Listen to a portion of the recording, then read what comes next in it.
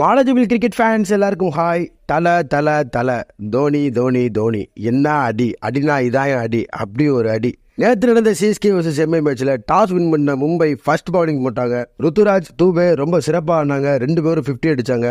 Last ஓவரில் Daryl Mitchell wicket விழ தலை என்ட்ரி வழக்கம் போல வான்கிடவே சும்மா அதிர்றது சவுண்டில். அந்த ஃபங்கு பேட்டை சுற்றிட்டு ஒரு வெறியோட உள்ள வந்தார் தலை.